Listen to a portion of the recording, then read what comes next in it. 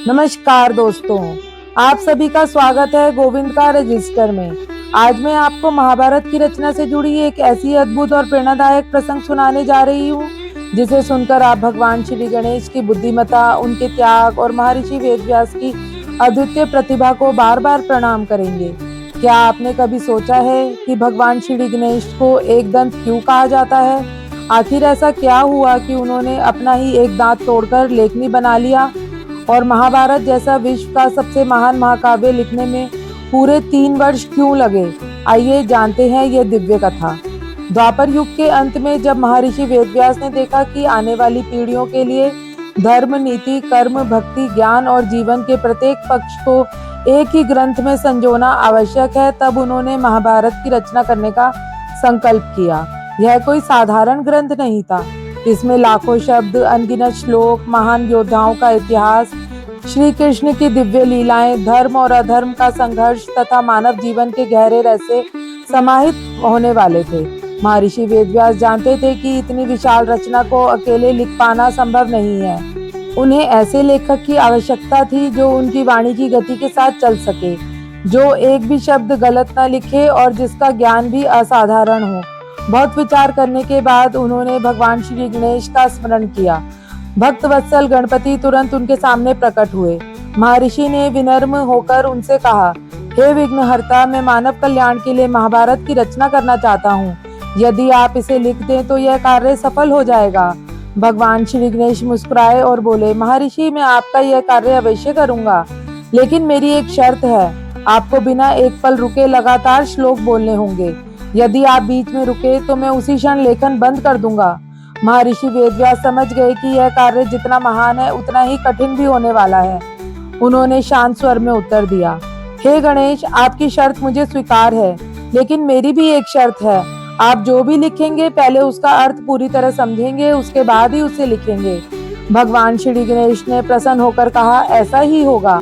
इसके बाद दोनों महान पुरुष आसन पर विराजमान हुए और आरंभ हुआ संसार के सबसे महान महाकाव्य महाभारत का दिव्य लेखन। महर्षि वेदव्यास एक के बाद एक श्लोक सुनाते जाते और भगवान श्री गणेश उन्हें अद्भुत गति से समझकर लिखते जाते।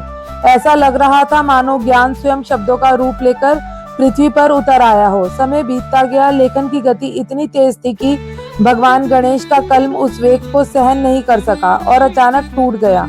यदि नया कलम खोजने में समय लगता तो उनकी अपनी ही शर्त भंग हो जाती।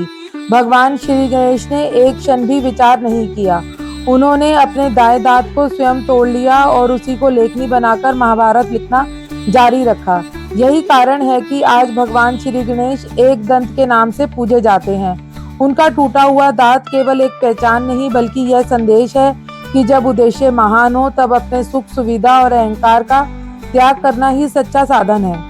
उधर महर्षि वेदव्यास भी अद्भुत बुद्धिमत्ता से इस कार्य को आगे बढ़ा रहे थे।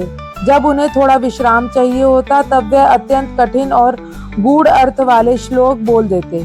उन श्लोकों का अर्थ समझने में भगवान श्री गणेश को कुछ समय लगता और उसी बीच महर्षि को भी कुछ क्षणों का विश्राम मिल जाता। इस प्रकार दोनों की बुद्धिमत्ता और परस्पर सम्मान से यह महान कार्य बिना किसी बाधा के आगे बढ़ता रहा।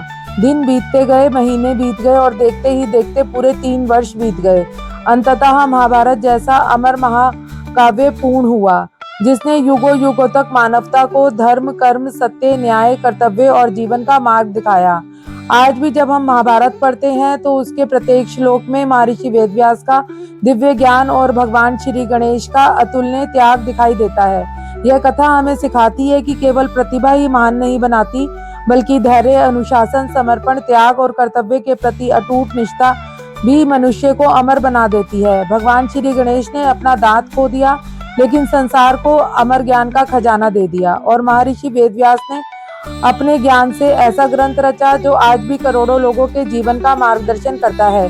यदि यह प्रेरणादायक कथा आपको पसंद आई हो तो वीडियो को लाइक करें, अपने परिवार और मित्रों के साथ अवश्य साझा करें और सनातन धर्म की ऐसी ही दुर्लभ, प्रेरणादायक और ज्ञानवर्धक कथाएं सुनने के लिए हमारे चैनल गोविंद का रजिस्टर को सब्सक्राइब करना ना भूलें।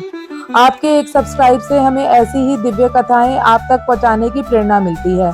जय श्री गणेश, जय श्री कृष्ण। फिर मिलेंगे एक नई प्रेरणादायक कथा के साथ। नमस्कार।